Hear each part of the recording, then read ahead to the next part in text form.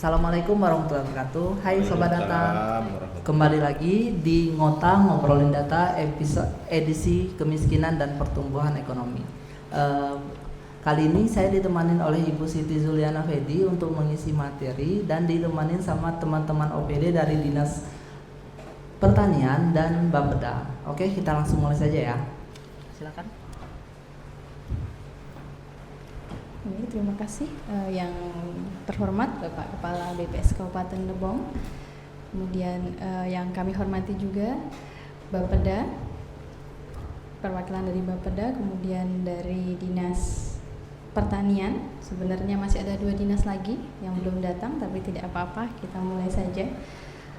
Pada pagi hari ini diskusi yang akan kami buka ya, ini adalah ngota sesi keempat dan ini juga merupakan ngota terakhir di tahun ini.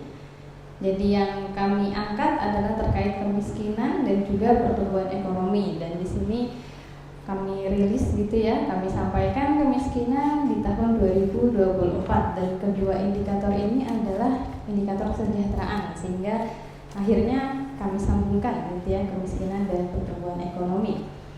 Sebelum kami menyampaikan terkait datanya, di sini kami ingin menjelaskan sedikit ya bahwa BPS dalam mengukur kemiskinan ini menggunakan pendekatan basic need approach ya, pemenuhan kebutuhan dasar, yaitu kebutuhan minimum makanan sebesar 2100 kilokalori per kapita, jadi di konversi ke rupiah, ditambah dengan kebutuhan mendasar yang non makanan. Nah, sumber datanya sendiri BPS ini melakukan survei ya, namanya Survei Sosial Ekonomi Nasional, jadi Susenas. Ini adalah mother of surveinya BPS. Jadi pendataan ini ya Pak butuh waktu yang sangat panjang gitu ya. Petugas kami ketika melakukan survei ini bisa 3-4 jam di rumah responden ya. Dan data ini kami kumpulkan setiap bulan Maret ya, setiap tahunnya. Jadi setiap Maret kami lakukan pemotretan terkait dengan kondisi sosial ekonomi. Nah, ini kami sampaikan ya perkembangan angka kemiskinan di Kabupaten Lebong selama 10 tahun terakhir. Bisa kita lihat ya, di 2024 ini Lebong mengalami penurunan untuk kedua kalinya ya. Dan jadi 2023 kemarin kita sudah turun, selisihnya 0,88 poin persentase ya, kemudian turun kembali di tahun ini menjadi 10,45.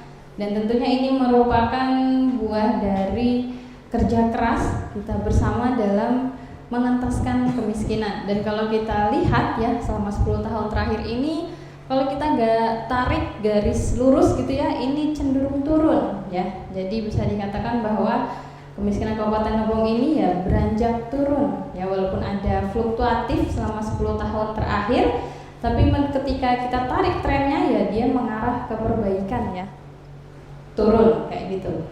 Nah, ketika kita membahas tentang kemiskinan, tentunya banyak dimensi yang akan terkait kayak gitu ya.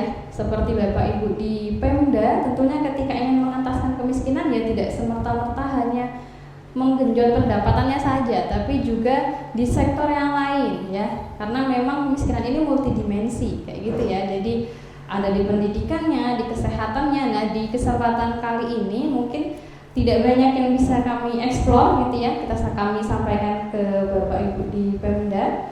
Di sini kami mengambil 4 indikator ya yang berkaitan dengan kemiskinan, yaitu di sini ada terkait sanitasi, kemudian perumahan, kesehatan dan pekerjaan, di mana seharusnya ya ketika kemiskinan itu mengalami penurunan, maka taraf hidup mereka orang-orang miskin ini harusnya meningkat ya, harusnya berarti semakin baik nih karena kemiskinannya turun. Nah, di sini kami akan melihat gitu ya, melihat kemiskinan ya, penurunan kemiskinan ini apakah diikuti dengan perbaikan di aspek sanitasinya, kemudian perumahan, kesehatan dan juga pekerjaannya ya.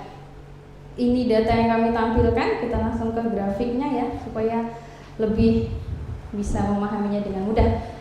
Nah, di sini kami mengambil tidak 10 tahun ya, Bapak Ibu. Jadi di sini kami eksplor hanya 3 tahun terakhir. Karena memang datanya untuk 2024 data mentahnya belum dirilis, jadi baru angka kemiskinannya. Sedangkan ketika kami mau mengekspor lebih dalam, kami butuh data mentah dan itu belum dirilis. Rilisnya nanti serentak dengan perilisan publikasi kesejahteraan rakyat yang dirilis oleh BPS di bulan Desember. Nah, Bapak Ibu, di sini untuk 4 tahun ya, 2021 sampai 2024, kalau Bapak Ibu lihat ya, ini bergerak turun. Di 2021 sampai 2022 memang ada peningkatan tapi sedikit, dan ini merupakan peningkatan terkecil selama 10 tahun terakhir ya. Jadi dari 2021 ke 2022 ini meningkat 0,03 poin persentase. Ini adalah peningkatan terkecil dan ini mengindikasikan bahwa Lebong hampir bisa menekan ya angka kemiskinannya, dan terbukti di tahun selanjutnya dia mengalami penurunan. Nah, di sini terkait sanitasi layak ya. Penurunan ini ya, penurunan kemiskinan ini juga diikuti dengan potret semakin baiknya sanitasi di rumah tangga miskin ya. Jadi ini adalah persentase rumah tangga miskin yang memiliki sanitasi yang layak. Nah, kita bisa lihat ya di sini bahwa 3 tahun terakhir dari 2021 ke 2023 ini mengalami kenaikan ya. Dan Bapak Ibu ketika memberikan sebuah kebijakan ya, menerapkan kebijakan di suatu tahun, maka dampaknya mungkin akan bisa kami potret di tahun berikutnya kayak gitu ya. Jadi karena pendataan kami juga di bulan Maret ya, masih masuk di awal tahun, sehingga ya yang terpotret adalah dampak dari kebijakan sebelumnya. Nah, ini terlihat di sini ya, terlihat bahwa 2021 ke 2022 dia meningkat kayak gitu ya. Dan meningkat signifikan di 2023 gitu ya, grafiknya lumayan banyak peningkatannya, dan memang kemiskinannya pun turun akhirnya. Dan di 2024 pun dia kembali turun. Ini untuk sanitasi layak. Kemudian rumah milik sendiri ya, jadi untuk perumahannya kami mengeksplor terkait kepemilikan rumah. Jadi ini adalah persentase rumah tangga miskin yang memiliki rumah dengan status milik sendiri ya, karena kepemilikan rumah ya ini menunjukkan stabilitas ekonomi dari suatu rumah tangga. Jadi ketika rumah tangga miskin itu belum punya rumah sendiri ya, maka pengeluarannya pun akan bertambah. Dia akan mengeluarkan terkait sewa kayak gitu ya, kontrak. Kemudian juga ketika dia punya rumah milik sendiri, ini bisa dijadikan modal ya, aset. Artinya ketika ingin memutar seperti untuk usaha ya bisa digadaikan seperti itu ya, untuk mendapatkan pendapatan yang lebih baik kayak gitu. Jadi di sini pun terlihat ya bahwa di tahun 2023 ya, dari 2021 ke 2023 ini terus meningkat. Jadi rumah tangga miskin di Kabupaten Lebong ini semakin banyak yang memiliki rumah milik sendiri, dan ini harapannya peningkatan ini pun akan berkelanjutan dan menurunkan terus angka kemiskinan ya. Kemudian di sini kami juga melihat terkait kepemilikan jaminan kesehatan. Jadi ini adalah persentase penduduk miskin yang memiliki jaminan kesehatan. Ya, jaminan kesehatan apa saja. Di sini juga mengalami peningkatan ya, peningkatan dari 2021 sampai dengan 2022 ini hampir 20% bertambah gitu ya yang memiliki jaminan kesehatan, dan kita tidak bisa memungkiri bahwa kesehatan ini sangat berpengaruh gitu ya, mempengaruhi kemiskinan jangka panjang ya. Ketika keluarga miskin itu memiliki jaminan kesehatan, artinya ketika dia sakit dia bisa dilayani seperti itu ya dengan mudahnya, sehingga itu akan meningkatkan modal manusianya ya, yang artinya kedepannya ya diharapkan bisa meningkatkan pendapatan dari rumah tangga tersebut. Dan ini juga mengalami peningkatan ya, yang mengikuti penurunan kemiskinannya. Nah, kemudian yang keempat yang kami eksplor yaitu terkait pekerjaan. Jadi ini adalah grafik terkait persentase penduduk miskin usia 15 tahun ke atas. Jadi penduduk miskin usia 15 tahun ke atas berdasarkan status pekerjaannya ya. Jadi yang biru ini adalah penduduk miskin usia 15 tahun ke atas yang bekerja di non pertanian. Kemudian yang oranye ini adalah di non pertanian, dan yang hijaunya ini adalah yang tidak bekerja. Dan kita bisa melihat ya, di sini ada yang menarik gitu ya. Dari 2021 ke 2022 dan 2023, grafik hijau ini mengalami penurunan ya. Jadi memang penduduk miskin ini ya, ketika persentase kemiskinan turun, mereka banyak bekerja. Dan mereka bekerjanya ya, kalau Bapak Ibu lihat di sini, dia bertambahnya di pertanian ya. Jadi yang oranye ini ketika yang hijaunya turun, bukannya si oranye ini naik, tapi yang naik hanya yang biru ya. Jadi memang ya seperti itu ya. Kita juga mengetahui bahwa sektor pertanian adalah sektor yang paling mudah untuk dimasuki kayak gitu ya. Jadi secara modal pun dan pendidikan pun tidak butuh yang tinggi, sehingga ya untuk orang-orang miskin yang notabene didominasi oleh orang dengan kalangan pendidikan rendah ya, kalau mau bekerja ya satu-satunya sektor yang bisa dimasuki adalah pertanian. Dan ini terbukti ya, terbukti dengan peningkatan penduduk miskin ya yang bekerja di sektor pertanian. Nah, inilah nanti yang akan kami sambungkan ya ke pertumbuhan ekonomi kita ya.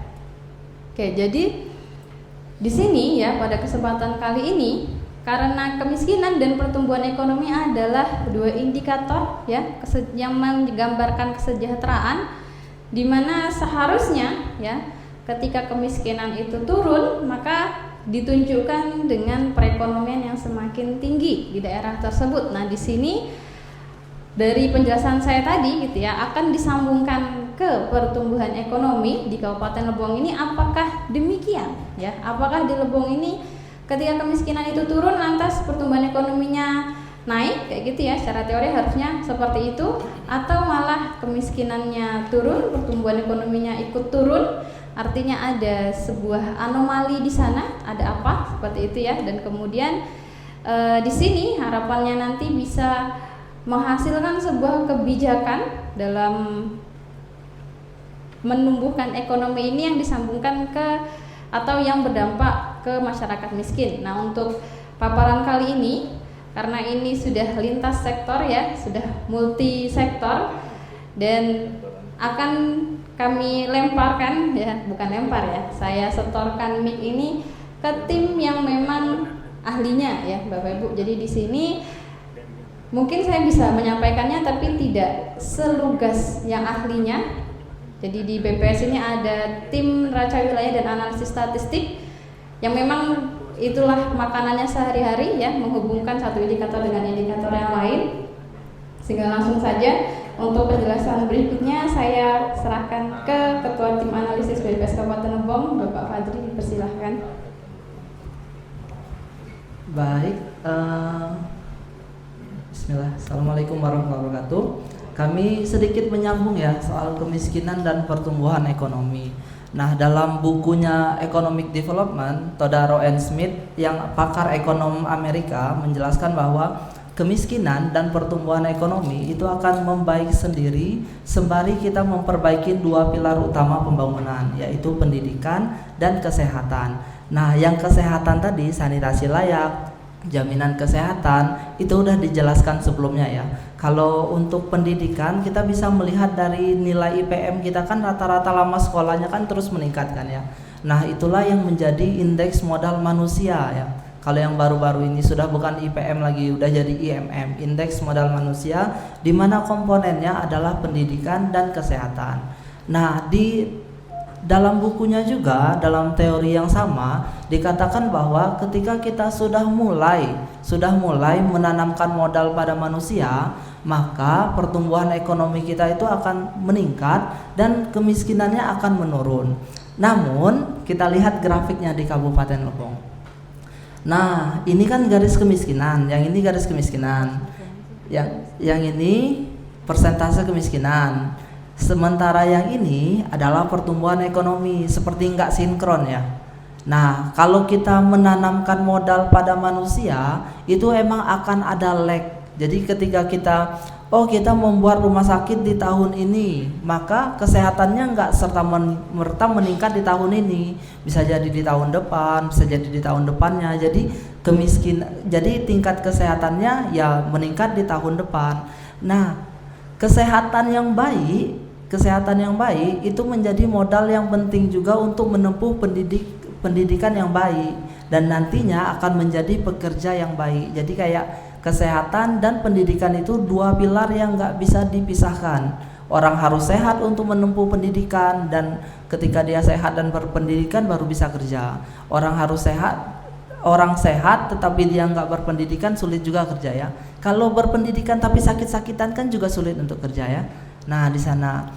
Tapi kalau kita lihat ini kan nggak segaris tuh antara pertumbuhan ekonomi dengan kemiskinan. Nah berikutnya kita bandingkan antara pertumbuhan ekonomi dengan pertumbuhan ekonomi dengan garis kemiskinan kan nggak sinkron. Angka kemiskinan ini kalau kita bandingkan dengan pertumbuhan sektor pertanian, nah di sini baru sinkron nih. Ketika kita lihat di tahun 2016 sektor pertaniannya meningkat menjadi 4, sekian, maka di tahun 2017 itu akan menurun. Jadi dia panen banyak dulu di tahun 2016, ketika di awal tahun 2017 kemiskinannya ya turun seperti itu. Nah ketika angkanya itu masih di atas 3,5, maka kita lihat nih kecenderungan kemiskinannya juga ikut menurun. Tapi ketika angka pertumbuhan ekonomi di pertaniannya itu sudah mulai menurun, maka kemiskinannya meningkat lagi. Kenapa terjadi seperti itu? Karena kita lihat di sini ya bahwa 50% lebih dari penduduk kita itu bekerjanya di sektor pertanian. Meskipun sebenarnya ya harus di breakdown lagi, karena pertanian ini harus pertanian rakyat. Misalnya kalau perkebunan durian yang menurun, ya mungkin nggak menurunkan kemiskinan kita gitu. Misalnya durian lagi menurun nih, apakah kemiskinan meningkat? Ya belum tentu seperti itu. Cuman ya seenggaknya pertumbuhan ekonomi pertanian ini cukup untuk menggambarkan kemiskinan kita, pergerakan kemiskinan kita. Kenapanya? Karena memang 50% lebih pekerja kita bekerja di sektor pertanian. Tapi yang harus kita ingat bahwa kita itu kalau gitu kita fokuskan aja ke sektor pertanian. Nggak bisa seperti itu juga. Karena apa? Karena di sektor pertanian itu masih dalam buku yang sama, sektor pertanian itu tumbuhnya lambat Bapak Ibu semuanya. Jadi kayak kalau industri dia bisa cepat gitu kan, sektor pertanian itu hampir stabil di sana-sana aja. Seperti ya kita ambil contoh lah harga beras gitu. Masih di sekitaran 13.000, nggak bisa dia tiba-tiba menjadi 14.000, 15.000 seperti itu kan ya. Nah ini terlihat dari grafik pertumbuhan ekonomi dibandingkan dengan pertumbuhan ekonomi sektor pertanian, di mana pertumbuhan ekonomi sektor pertanian itu selalu lebih lambat dibandingkan dengan pertumbuhan ekonomi pada umumnya, kecuali pada momen-momen tertentu seperti ada COVID nih. Nah sektor pertanian tuh cenderung resisten sama gejolak-gejolak perekonomian tersebut, tapi ya itu tumbuhnya nggak bisa terlalu cepat seperti itu. Nah mungkin itu aja sih kalau dari sektor pertanian, sekitaran antara pertumbuhan ekonomi dan kemiskinan di Kabupaten Lebong. Berikutnya kita masuk ke seksi tanya jawab. Sekian dari saya, terima kasih. Mungkin ada yang ingin membuka diskusi langsung, ada yang ingin bertanya? Assalamualaikum warahmatullahi wabarakatuh. Waalaikumsalam. Saya mewakili dari Dinas Pertanian. Dalam hal ini Pak Kadis kami sedang tugas di luar. Kami bersama dengan Kabid Tanaman Pangan dan Hortikultura. Sebelumnya ucapan terima kasih atas undangan yang telah diberikan kepada kami beberapa hari yang lalu, dan alhamdulillah dengan izin Allah pada hari ini kami berkesempatan untuk hadir. Yang kami hormati Bapak dan Ibu dari Badan Pusat Statistik Kabupaten Lebong, yang kami hormati Bapak-bapak dari rekanan kami dari Bapeda, kemudian dari semua PS ya. Puji syukur kita kepada Allah Subhanahu wa taala, yang mana pada pagi hari ini syukur alhamdulillah kita masih diberikan kesehatan sehingga kita berkesempatan hadir untuk mengupas, membedah semacam hasil dari penyebaran kuesioner yang menimbulkan angka-angka yang tentunya nanti kita akan berdiskusi bersama. Tak lupa juga kami sampaikan salam dan salawat kita kepada junjungan kita Nabi Muhammad SAW. Semoga kita nanti dengan banyak bersalawat di yaumil akhir nanti mendapatkan syafaat darinya. Amin amin ya rabbal alamin. Bapak dan Ibu yang kami hormati, terkhusus dari Bapeda, mungkin nanti Bapeda bisa menyekronkan, karena semua data-data yang Dinas Pertanian ini ada di Bapeda, sehingga dengan data-data yang ada di Bapeda itu memberikan semacam matching apa yang sudah dilakukan dari BPS. Sepertinya ada dalam bentuk data sekunder, mungkin data primer yang kita punya ya Pak Bapeda ya. Dari hasil paparan tadi sangat menarik sekali dari Dinas Pertanian khususnya menyangkut masalah angka kemiskinan dan pertumbuhan ekonomi. Sepertinya kemiskinan kita turun gitu.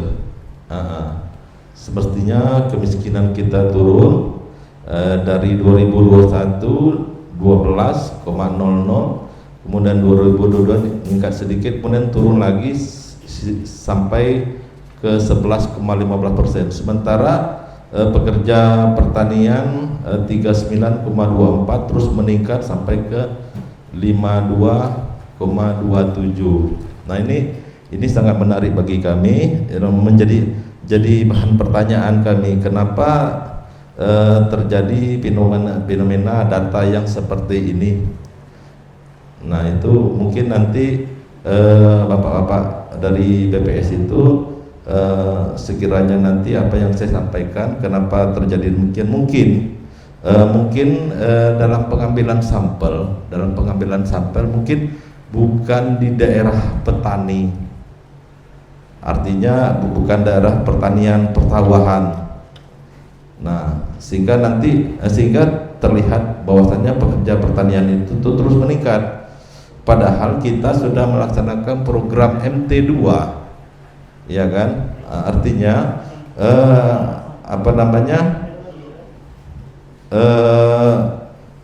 pertumbuhan ekonominya meningkat seharusnya gitu kan, ini malah turun terkesan gitu. Nah kemudian juga mungkin dari statistik juga kuesionernya ke daerah-daerah yang tingkat pemilikan lahannya masih petani penggarap, sehingga terkesan bahwasannya mereka itu dalam kaitannya dengan nilai tukar pertanian NTP-nya terlihat seperti menunjukkan angka kemiskinan, sementara dia kan bekerja di lahan pertanian milik orang. Mungkin itu saja penyampaian dari saya. Mungkin ada tambahan dari Pak Jimmy, silakan Pak Jimmy. Mau kami jawab aja? Iya, silakan. Baik Pak, terima kasih pertanyaannya. Mungkin sedikit mengklarifikasi ya Pak ya, yang ini data yang ini kan yang dimaksud tadi kan ya. Nah data ini maksudnya adalah dari 10, kita ambil aja yang 2023 ya, dari 11,15% penduduk miskin itu 52%-nya bekerja di sektor pertanian. Jadi sekitaran 6%-nya segitu itu bekerja di sektor pertanian. Jadi sekian persennya bekerja di sektor non pertanian dan 32%-nya itu menganggur, seperti itu Pak. Jadi bukanlah mereka yang bekerja di sektor pertanian secara penuh, melainkan dari penduduk yang miskin saja kayak gitu. Nah Ya, jadi berikutnya kami pengen menjelaskan sedikit yang soal pertumbuhan ekonomi yang terkesan menurun tadi ya Pak ya. Kenapa sih pertumbuhan ekonomi menurun? Mungkin kami bisa jawab saja langsung Pak, dari 2021 ke tahun 2022 itu penurunan terbesarnya itu disumbangkan oleh kehutanan kayu Pak. Berikutnya disumbangkan oleh pertambangan kita, di mana pada tahun 2021 kita kan masih punya batu bara yang menyumbang 0,5% pertumbuhan ekonomi. Dan di tahun 2022 kita kehilangan batu bara tersebut Pak. Nah di tahun 2023 yang menyumbang penurunan ekonomi terbesar itu adalah keuangan Pak, dari perbankan, di mana perbankan kita itu sampai negatif 4%-an kalau nggak salah. Nah ditambah lagi pertanian kita juga ikut melemas di tahun 2023. Boleh minta tolong yang tabel tadi? Iya yang tadi yang apa tuh namanya, tabel yang di baru tadi keluar dari slide. Nah kami ingin menampilkan yang ini Pak, sama webnya Vision X duplicate. Nah ini adalah hortikultura kita pada tahun 2022. Buka webnya tolong. Ya, yang itu. Disandingkan aja sama Excelnya, dibuka.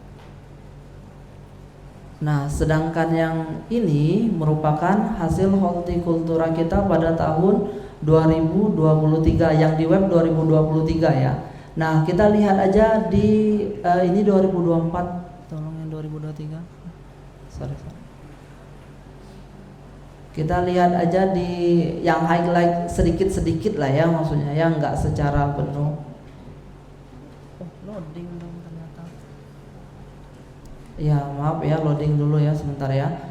Nah di tahun 2023 dibandingkan tahun 2022 itu tuh banyak mengalami penurunan produksi, seperti durian kita yang pada tahun 2022 kan 1.230.000 kuintal. Nah pada tahun 2023 itu sekitaran 34.000 kuintal. Terus kalau manggis juga seperti itu, di tahun 2023 itu bersisa 2.900-an kuintal, sementara di tahun 2022 itu 40 ribuan kuintal. Jadi yang menurun itu pertanian tanaman pangan kita itu meningkat, memang meningkat. Tetapi hortikultura kita itu justru menurun di tahun 2023. Ya mungkin kita maklumin ya, ada El Nino di sana seperti itu ya. Jadi kalau terjadi penurunan produksi pertanian, hal yang wajar lah seperti itu. Jadi kayak kenapa PDRB kita menurun kan, tapi sudah terjawab ya maksudnya ya. Kenapa sih menurun? Ya karena ada faktor-faktor penentu yang menurun itu tadi, seperti itu, mengalami penurunan. Mungkin sekian Pak jawaban kami. Terima kasih Pak penjelasan. Tentu sangat menarik sekali, karena komoditas pertanian itu saya baru-baru tahu juga itu. Nah, saya pikir tadi itu hanya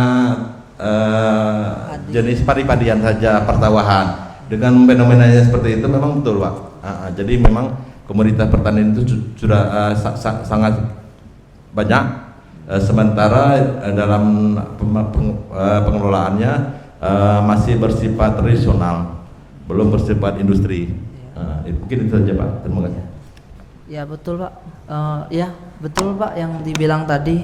Mungkin yang Bapak maksud kalau pertanian tanaman pangan padi memang meningkat Pak, dari 50 ribuan jadi 53 ribuan ya Pak ya. Ya. 50 ribuan ton. Ya. Ada yang ingin ditanyakan lagi? Kami kalau nggak ada yang ingin ditanyakan, kami mau membuka pertanyaan kepo soalnya Pak, kami Pak. Yang di sini Pak, sanitasi layak sama rumah milik sendiri. Tadi kan kita sudah sempat membicarakan tentang pemerintah mengusahakan air bersih ya Pak ya. Tadi kan udah ada upaya-upaya air bersih. Kalau sanitasi layak ini apakah termasuk salah satu programnya ataukah karena yang baru kita itu kantung-kantung kemiskinan ya Pak ya, jadi diletakin sanitasi layak di kantung kemiskinan, atau apa sih yang membuat sanitasi layak ini meningkat, terus program seperti apa Pak, apakah diletakin di kantung kemiskinannya sesuai data itu P3KI ya Pak ya kalau nggak salah ya, boleh Pak minta tolong dijelaskan. Yes. Ya, terima kasih buat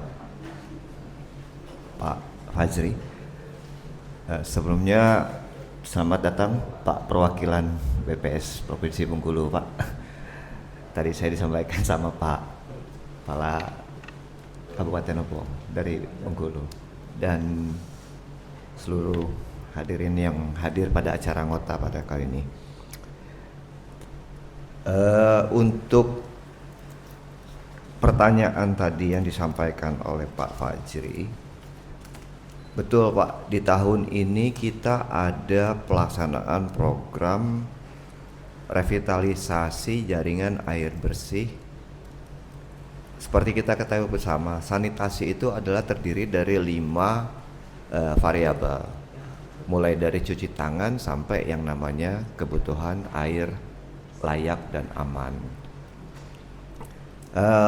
Kenapa di sini kategorinya kita mendorong pembangunan di sektor sanitasi selain dari upaya penanganan limbah domestik, kalau bahasa kita sampah Pak ya.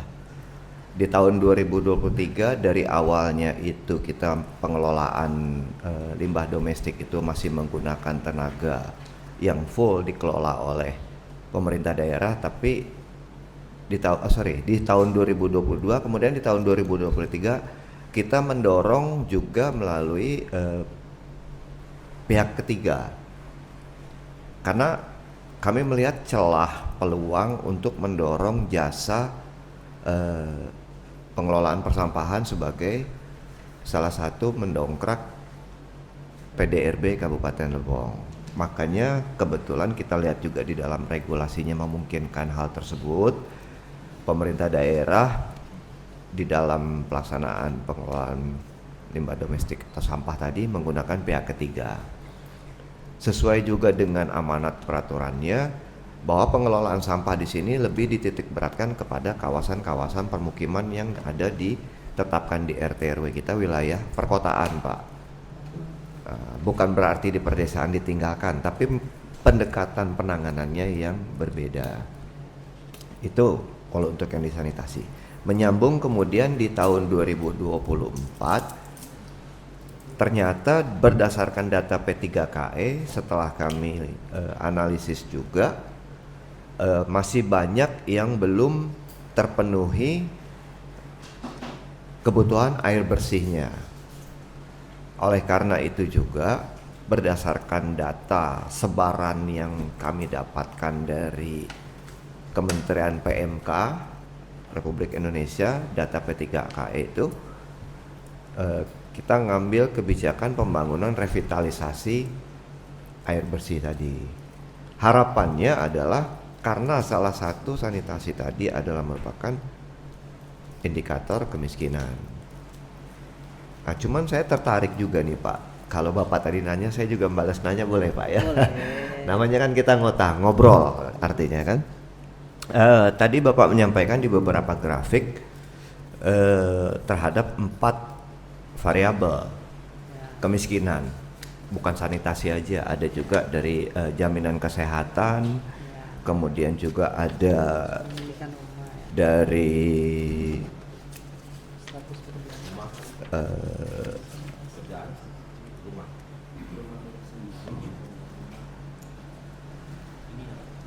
rumah milik sendiri.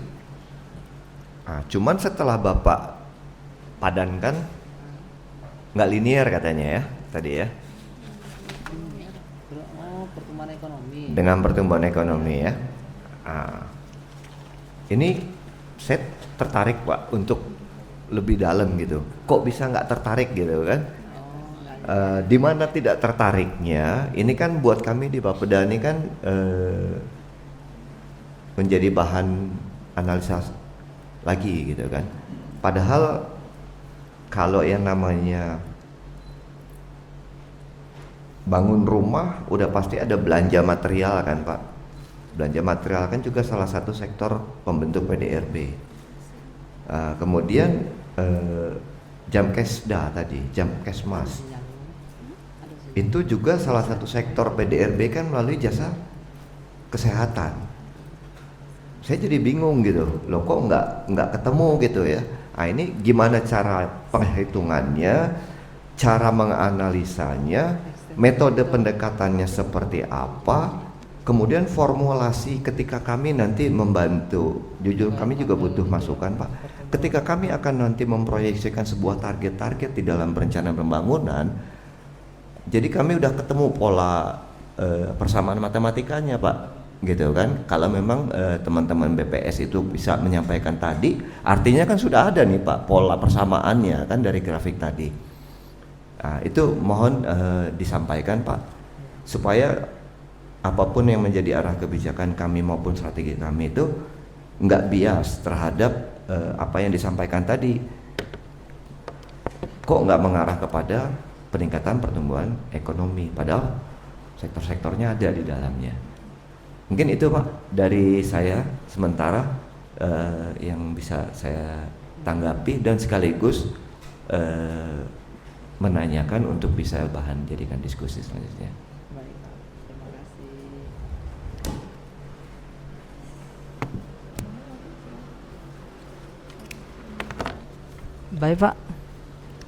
Baik Pak, pertanyaan yang luar biasa ya Pak ya. Mungkin kalau saya bahas sedikit demi sedikit, kenapa sih terkadang pertumbuhan ekonomi kita itu nggak linear sama kemiskinan dulu ya Pak ya, pertama. Nah, kami menjelaskannya seperti ini Pak mungkin. Kalau pertumbuhan ekonomi atau pendapatan lah, atau yang biasa disebut di bahasa statistiknya itu PDRB, itu menghitung semua kegiatan ekonomi yang ada di kabupaten atau di suatu wilayah. Kita misalkan kita itu di Kabupaten Lebong. Nah, di dalam Kabupaten Lebong itu sendiri, kan di sana kan ada pekerja yang balik lagi ke Bengkulu, seperti itu kan, banyak ya pekerja komuter ya, yang spendnya itu di Kabupaten Lebong lebih sedikit dibandingkan di luar kabupatennya. Nah, tapi tetap pendapatannya terhitung di Kabupaten Lebong, seperti itu. Nah, di Kabupaten Lebong itu juga, kalau PDRB itu juga mencangkup pendapatan dari kepemilikan modal Pak. Jadi seandainya kita jalan-jalan nih ke bawah nih, oh kira-kira perusahaan besar yang ada di Pasar Muara Aman itu apa ya? Ya Bank BRI contohnya, seperti ya Bank BPD. Nah, yang mereka keluarkan untuk gaji pegawai sama keuntungan dari kepemilikan modal itu lebih besar dari keuntungan kepemilikan modal itu sendiri. Jadi kan dibandingkan gaji pegawai lebih kecil dibandingkan keuntungan kepemilikan modal itu sendiri. Sementara yang berputar di Kabupaten Lebong kan cuma yang gaji pegawai itu kan pada akhirnya ya. Yang kepemilikan modal akan pendapatannya benar di Kabupaten Lebong, tapi pendapatan itu akan langsung tertransfer keluar ke pemilik dari modal itu sendiri ya. Jadi terus di PDRB itu pendapatan itu juga terdapat pendapatan misalnya kita semua punya pendapatan yang nantinya akan kita transfer keluar Kabupaten Lebong. Misal kita punya anak yang sedang kuliah, kita punya anak yang sekolah di luar seperti itu, atau ketika kita sakit kita perginya ke rumah sakit di Bengkulu misalnya seperti itu kan pendapatannya langsung ke transfer ke keluar Kabupaten Lebong. Nah, ketika pendapatan itu banyakkan yang ditransfer daripada yang berputar, kan ketika kita mengeluarkan uang itu akan menjadi pendapatan orang lain ya. Ketika kita misalnya beli buah, oh itu jadi pendapatan pedagang buah nanti menjadi pendapatan petani buah seperti itu ya. Nah, ketika banyakkan yang ditransfer keluar dibandingkan yang beredar di dalam, itulah yang membuat dari pertumbuhan ekonomi terkadang tidak sinkron datanya dengan kemiskinan. Karena betul pendapatannya di tempat kita, cuman uangnya nanti akan ketarik keluar seperti itu. Jadi kenapa sih kita itu kadang tuh mendekatin angka kemiskinan itu dengan PDRB di sektor pertanian, karena di situ memang yang paling banyak dibandingkan yang lain seperti itu. Kalau kita dekatin dengan perdagangan, takutnya nanti perdagangan besar kita kan banyak Alfamart, Indomaret seperti itu kan. Kepemilikan modalnya itu udah bukan orang Lebong juga yang jadi permasalahannya. Jadi ketika mereka mendapatkan keuntungan, mereka akan spend uang itu ke luar Kabupaten Lebong. Jadinya kayak nggak berpengaruh lah, meskipun untung mereka tapi nggak berpengaruh di kita. Jadi yang berpengaruh itu justru yang di pekerja-pekerja pertanian itu sendiri. Nah, itu yang menjelaskan kenapa sih terkadang PDRB itu nggak sinkron sama kemiskinan. Semoga terjelaskan yang itu ya Pak ya. Nah, berikutnya mungkin menjelaskan tadi, boleh minta tolong buka tabel itu, buka web Kabupaten Lebong.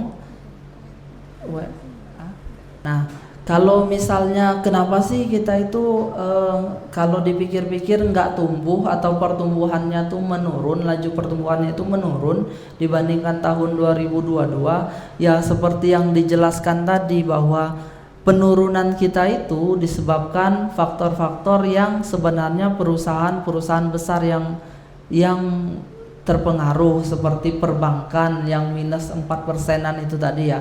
Mereka kan memang menyumbang besar di Kabupaten Lebong, tetapi ketika mereka menurun memang nggak terlalu berasa seperti itu. Nah, untuk yang tadi harusnya tadi kan konstruksi itu meningkat ya tadi ya Pak ya. Nah, kalau di konstruksi itu seingat saya itu meningkat 4-5%-an untuk Kabupaten Lebong dibandingkan tahun 2022 di tahun 2023. Jadi pembangunan rumah, bedah rumah, mungkin program yang ada di sana itu tercatat, cuman catatannya itu akhirnya tereliminasi sama penurunan di sektor-sektor lain seperti kehutanan dan perbankan. Mungkin itu sih jawaban saya Pak. Ada yang mungkin ada tambahan? Oke, mungkin saya izin menambahkan Pak, untuk grafik ini ya, ini kami ingatkan lagi, ini adalah kondisi rumah tangga miskin kayak gitu ya Pak ya. Jadi memang peningkatan ini terjadi di rumah tangga miskin, sehingga kenapa dia tidak bisa berpengaruh signifikan gitu ya, maksudnya tidak sejalan dengan, ya silakan Pak dari Dinkes, selamat datang. Kenapa PDRB tadi ya tidak bisa sejalan gitu ya, maksudnya ketika kemiskinan itu turun ya harusnya PDRB-nya itu naik gitu ya, artinya ekonominya semakin baik. Nah, di sini gitu ya, tadi juga sudah dijelaskan panjang lebar bahwasannya seperti di pertanian kayak gitu ya, memang mungkin MT2 gitu ya, MT2 ketika diterapkan di sini ngefek di kemiskinan seperti itu ya, karena memang dominasi pekerja pertanian ya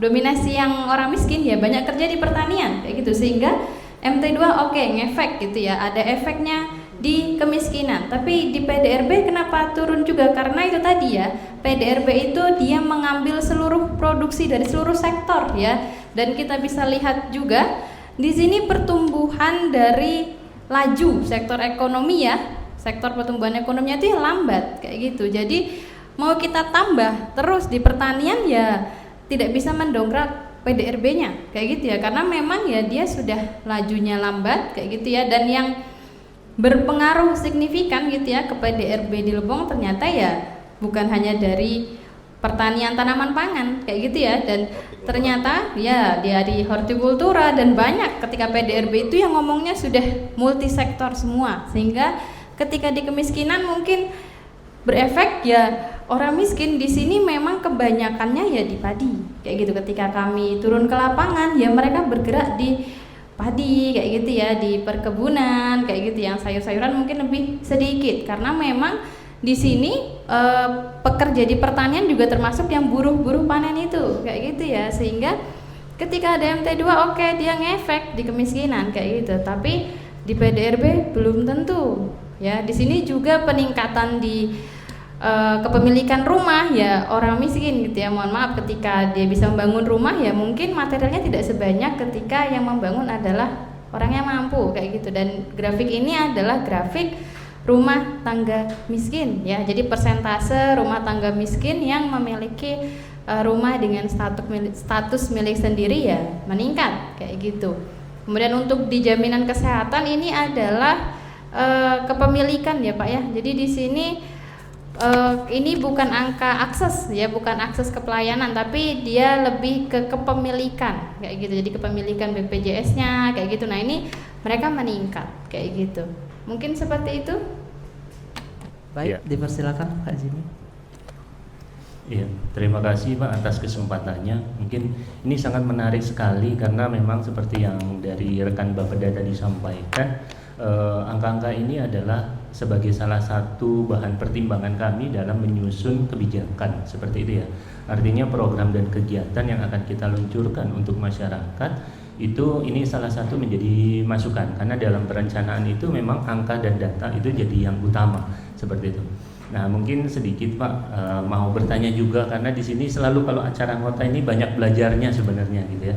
Karena kami yang awam terhadap data-data statistik dan pembacaannya itu memang sebagai masyarakat awam ketika disuguhi oleh tabel dan data yang persepsinya pasti berbeda dengan rekan-rekan di BPS yang memang mengerti maksud dan tujuan serta mengolah datanya seperti itu. Akhirnya persepsi kami mungkin yang rata-rata duduk di sini masih membacanya itu berbeda gitu ya dengan yang disampaikan. Nah, termasuk tadi masalah kemiskinan dan laju pertumbuhan ekonomi. Salah satu yang menjadi bahan pertimbangan kami adalah bahwa di sini sektor pertanian menjadi salah satu sektor yang utama menopang perekonomian gitu ya, dan dihubungkan dengan kemiskinan pun ternyata orang miskin tadi dan menurut data itu ternyata paling banyak meningkat gitu ya adalah ada di sektor pertanian. Kalau penjelasannya tadi bahwa orang-orang yang mungkin ya sekarang ini banyak yang tidak melanjutkan sekolah dan sebagainya karena keterpisahan biaya dan sebagainya, akhirnya terjun ke sektor yang paling mudah karena tanpa syarat tertentu seperti itu. Nah, namun angkanya di sini tuh menjadi bahan pertanyaan karena kami mungkin rekan-rekan Bapeda terutama ketika mau menyusun kebijakan kami dari bidang teknis pasti selalu menanyakan, termasuk tadi bahwa jumlah penduduk miskin di sektor pertanian itu tiap tahunnya meningkat, gitu ya. Tetapi ada angka di lapangan pekerjaan utama tiap tahunnya itu malah menurun seperti itu. Nah, artinya sebenarnya kalau dari angka ini jumlah di sektor pertaniannya tiap tahun menurun, tetapi yang miskin ke sektor pertanian meningkat. Nah, ini kan jadi bahan pertanyaan kami juga dalam menyusun. Ini kami harus menyasar ke apalagi yang kemiskinan ekstrim ya, karena sekarang diwajibkan setiap program kami itu menyentuh yang kemiskinan ekstrim. Nah, ini mohon penjelasannya kira-kira nih seperti apa kaitannya kalau di antara jumlah dan itu. Terus yang kedua tadi berhubungan dengan ternyata masalah PDRB itu tadi, artinya karena multi sektor tadi itu, tapi ternyata kan bisa dibagi lagi ya, ada PDRB sektor pertanian, nanti ada dibagi lagi PDRB sektor pertanian tanaman pangan, penyumbangnya berapa, terus dari perkebunan berapa, dari itu berapa, seperti itu. Nah, kalau melihat dari saya tidak melihat laju pertumbuhan ekonominya karena itu makronya, tetapi yang sektornya itu laju pertumbuhan ekonomi pertaniannya itu ada fenomena juga nih 2021 ke 2022 itu meningkat. Nah, apakah 2023 ini sudah terukur karena angkanya sama dengan yang di COVID atau memang belum tercoverkan? Kalau misalnya itu tercover, kalau secara lintas tadi disebutkan adalah hortikultura, sebenarnya berapa persen sih bisa mempengaruhi yang sektor-sektor pertanian? Kalau di pertanian banyak, ada sektor perikanan, ada tanaman pangan, ada hortikultura, ada perkebunan, mungkin ada sektor kehutanan juga masuk ke dalam situ. Nah, tapi berapa besar pengaruh masing-masing? Karena kalau tahun-tahun sebelumnya kita membaca PDRB, yang sektor pertanian paling besar masih disumbangkan oleh tanaman pangan juga, seperti itu. Nah, ini terjadi fenomenanya kan anomali ya kalau bagi kami membaca ini. Nah, itu kira-kira seperti apa penjelasannya supaya kami pada saat sebagai masukan kami menyusun perencanaan, oh ternyata yang harus dikembangkan tadi kalau mau PDRB cepat meningkat adalah industri gitu ya. Tapi pertanian karena masih sangat besar di Kabupaten Lebong, artinya kami mempunyai tugas untuk menyelesaikan itu juga gitu. Nah, cuman kami mau membagi. Ini ternyata yang harus digenjotkan selain tanaman pangan, ada sektor-sektor lain karena pengaruhnya ternyata lebih besar. Nah, mungkin mohon penjelasannya seperti itu, presentasinya seperti apa sehingga pada saat kami nanti menyusun kebijakan itu program-program yang akan diluncurkan oleh pemerintah daerah bisa menggenjot karena endingnya dari pembangunan itu adalah untuk kesejahteraan masyarakat. Mungkin demikian, terima kasih banyak. Terima kasih. Ada tambah dikit? Tambah dikit. Supaya tidak salah mengartikan rancu dalam artian itu pekerja pertanian itu kalau bisa dipersempit lagi itu sektornya itu pekerja pertanian judul yang paling atas sektor perikanan, sektor hortikultura. Jadi kami terbaca, oh yang perlu kami genjot itu misalnya perikanan gitu nah kan. Artinya dalam ketika kami menyusun perencanaan, oh berarti perikanan ataupun hortikultura ini yang menjadikan prioritas kita untuk yang perlu kita tingkatkan. Mungkin itu aja Pak tambahannya Pak. Baik Pak, terima kasih Pak pertanyaannya Pak. Kami pertama menjawab pertanyaan yang ini dulu ya Pak. Ini lasernya.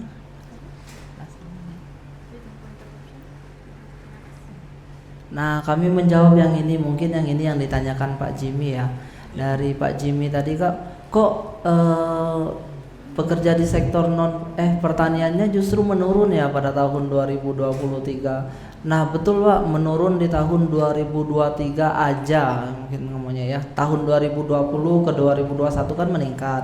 2021 ke 2022 kan meningkat. Di tahun 2023 itu bukan pertanian saja yang meningkat, tetapi jumlah pekerjanya juga ikut bukan cuman pertanian saja yang menurun, tetapi dari total pun ikut menurun. Hal ini kenapa? Kami tuh mencoba mencari beberapa fenomena dan mencoba bertanya kepada Disnakertrans bahwa terjadi lumayan banyak transmigran ya di tahun 2023 migrasi keluar pekerjanya di tahun tersebut. Jadi ya ikut menurunkan dari manufaktur, jasa dan pertanian itu wajar lah sama-sama turun kayak gitu. Kalau pekerjanya juga ikut menurun. Nah, kemudian menjawab pertanyaan yang ini tadi ya Pak ya, yang ini kok sama kayak COVID kayak gitu pertanyaannya. Nah, kalau pertumbuhan itu Pak, pertumbuhan ini gini, menjawab pertumbuhan ini. Misalnya di tahun ini saya ada pendapatan saya 100.000, di tahun berikutnya 102.000, berarti kan tambah 2% ya Pak ya.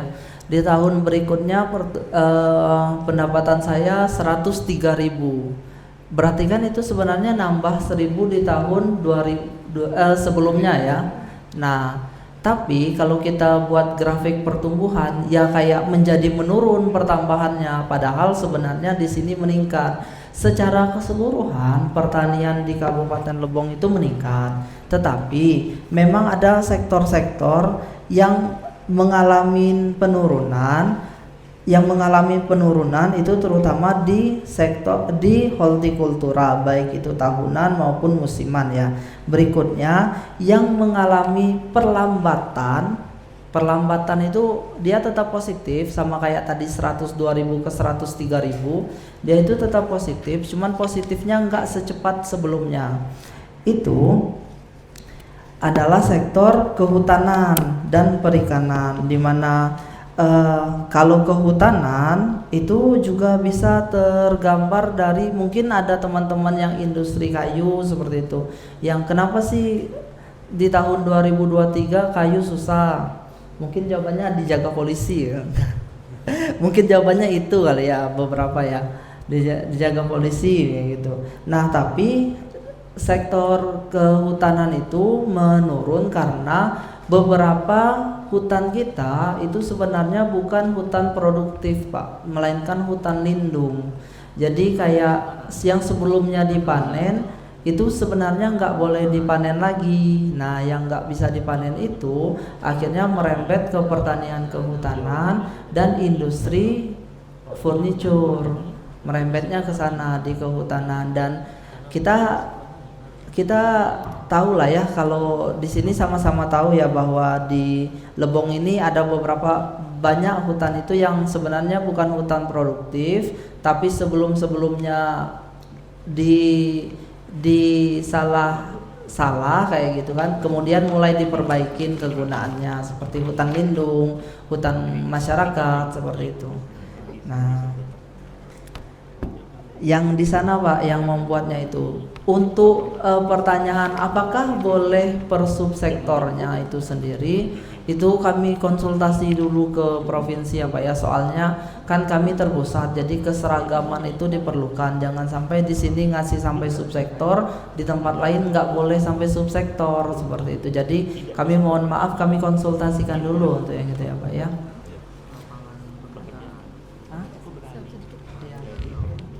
Oke, saya tambahkan sedikit ya Pak ya, karena ini tadi juga ada pertanyaan terkait yang kemiskinan ya. Ini beda tim kan Pak. Oke, jadi ketika tadi pertanyaannya adalah kenapa sih ini tidak dipecah gitu ya?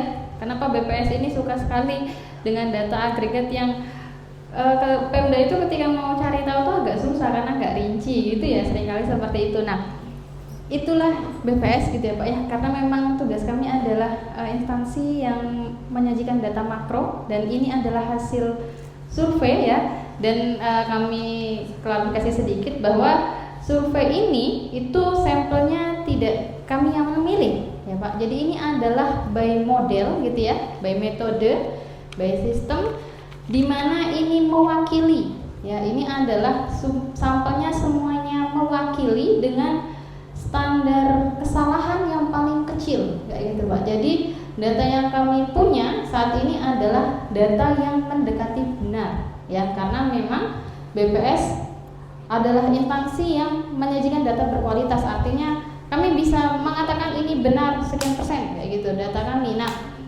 kenapa kami jarang sekali gitu ya memberikan sampai dengan rinci? Karena ketika hasil itu kami breakdown sampai rinci, itu terkadang kualitasnya menurun kayak gitu Pak. Jadi tingkat kesalahannya meningkat, artinya jaraknya dengan benar itu sangat jauh, sehingga ya kami ya memberikan data dalam bentuk agregatnya. Nah, disinilah tugas Bapak Ibu di pemerintah daerah gitu ya, untuk mengidentifikasi oh ada sekian persen nih di pertanian, artinya ada berapa ya yang terjadi lapangan tanaman pangan kayak gitu, kemudian hortikultura kayak gitu ya. Itu kami perlu bantuan gitu ya, artinya bantuan dari dinas terkait kayak gitu. Kalau kami gitu ya hanya memotret ya, kamera kami tidak bisa ngezoom sampai ke bawah gitu Pak, karena ngeblur gitu ya, sama seperti kamera ketika kita perbesar terus semakin dekat ya ngeblur kayak gitu. Nah, sama data pun seperti itu, semakin kita lihat semakin rinci ketika itu adalah data hasil sampling gitu ya, maka tingkat kesalahannya besar, artinya jaraknya dengan kebenaran itu jauh, dan data seperti itu tidak boleh kami sampaikan kayak gitu Pak. Jadi memang hanya 3 ini kayak gitu, sebatas 3 ini yang kami bisa sampaikan, dan bantuan dari Bapak Ibu gitu ya di dinas untuk mencari tahu kayak gitu ya, dari di pertanian ini yang banyaknya di mana. Mungkin Bapak Ibu lebih mengerti gitu ya, punya data mikronya kayak gitu. Mungkin seperti itu dari saya. Pak, saya off mic dulu ya. Mohon maaf Pak karena keterbatasan daya kami Pak. Oh ada.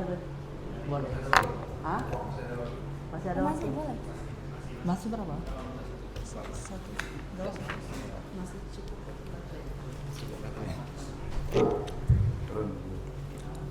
Terima kasih Bapak Ibu semua. Assalamualaikum warahmatullahi wabarakatuh.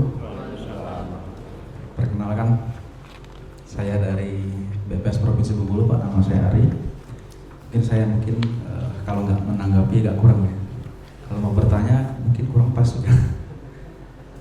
Di sini bahasannya cukup menarik ya, terkait dengan kemiskinan dan pertumbuhan ekonomi. Di sini yang perlu saya tanggapi, yang pertama, untuk kemiskinan Pak ya, kita di BPS ini kan mengukur kemiskinan itu kan berdasarkan teori garis kemiskinan yang sudah ditetapkan berapa? Adri? 532.000 ya, 532.000. Nah, dari garis kemiskinan ini kita kan melakukan pengumpulan data, kemudian kita menghitung pendapatan mereka itu melalui estimasi pengeluarannya. Dapatlah angka-angka pengeluaran dari hasil lapangan. Nah, itu 520.000 tadi itu ya, itu kan asumsinya pengeluaran atau pendapatan di rumah tangga tersebut ya selama 1 bulan per orang ya. Nah, jadi kalau misalnya di situ ada 4 orang, berarti situ sekitar 2 juta kira-kira 1 bulan seperti itu. Kalau dibagi lagi misalnya per 30 hari, itu berapa itu? 2 juta dibagi 30. Nah, jadi maksudnya seperti ini Bapak Ibu. Asumsinya misalnya 1 hari itulah misalnya 50.000 lah gitu kan. Nah, 50.000 itu 1 hari, 1 orang misalnya seperti itu. Ketika pendapatan dia itu 49.000 atau 48.000, itu kan dia masuk sebagai kategori miskin. Ketika pendapatan dia misalnya 51.000, sudah tidak masuk lagi ke dalam garis kemiskinan itu. Padahal di lapangan kondisinya itu mungkin sama saja, sama-sama saro, kira-kira seperti itu kan. Jadi suatu saat ketika sampel survei dia tidak masuk ke dalam bawah garis kemiskinan. Di sampel berikutnya mungkin dia masuk, di survei berikutnya mungkin dia masuk kan.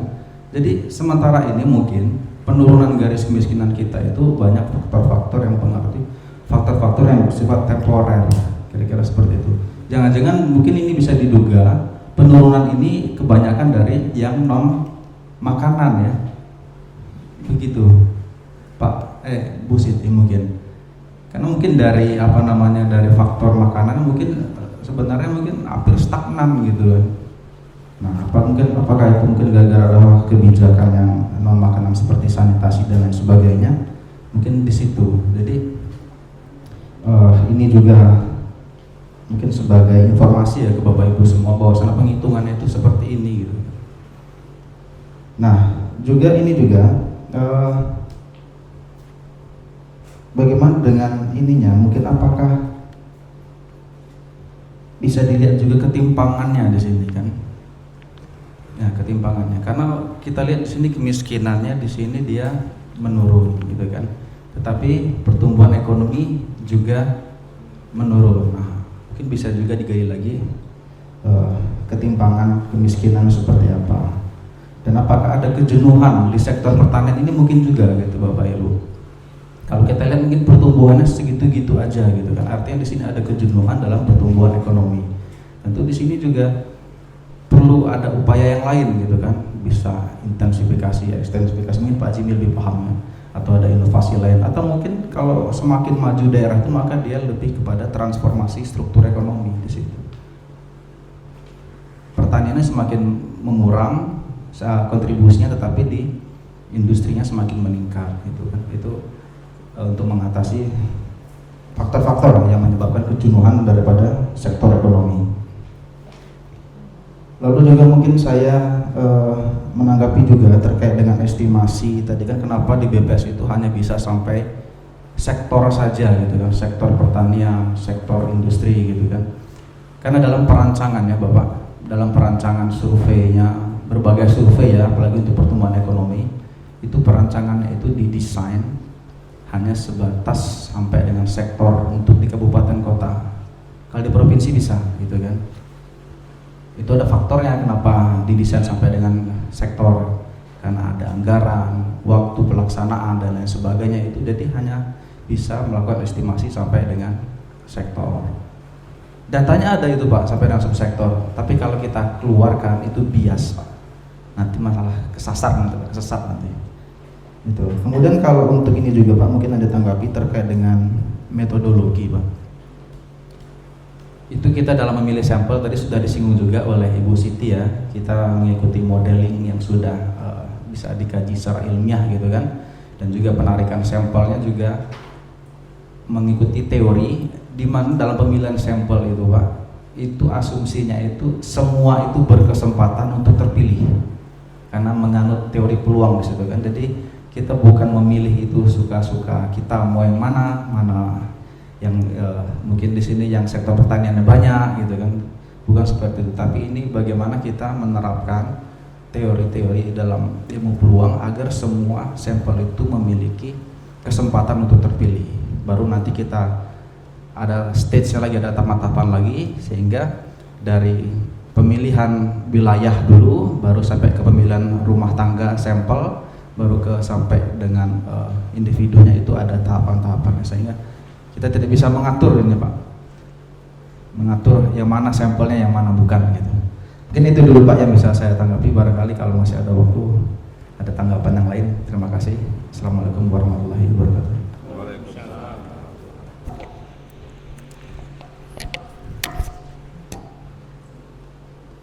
Terima kasih Kak atas tanggapannya. Masih ada yang ingin didiskusikan? Masih ya. Makasih. Maaf Pak, sebelum ngomong Pak, mungkin ini yang terakhir ya Pak ya yang dipertanyakan, soalnya udah mulai itu kan ya, udah mulai di chatting nih kami. Mohon maaf ya Pak ya. Makasih. Sebenarnya saya nggak menanggapi lagi sih, hanya sedikit dari hasil apa yang tadi itu sudah mendapatkan apa ya yang dikatakan itu titik ketemunya, karena tadi ada beberapa hal yang ditanyakan baik dari OPD teknis, kemudian kami juga dari Bapeda, karena endingnya dari ini semua kan tetap akan menjadi bahan masukan kami Pak di Bapeda, seperti apa yang disampaikan Pak Jimmy tadi. Jadi ada beberapa hal tadi yang ditanyakan sebenarnya jadi sudah gamblang buat kami juga. Hal yang seperti adalah sarana berkomunikasi antara kami pemerintah daerah dengan lembaga vertikal yang lebih mengeratkan lagi supaya tadi bahasanya itu di luar sana yang dikatanya kita nggak pernah berkomunikasi, tidak saling tahu menau.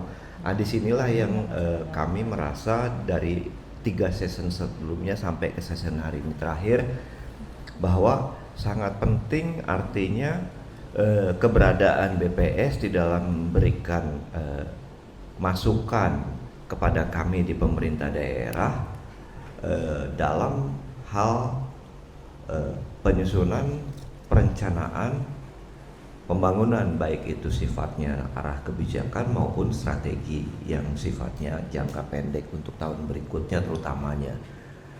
Kalau untuk yang jangka panjang dan jangka menengahnya mungkin sudah terdokumen di dalam perencanaan yang lebih makro.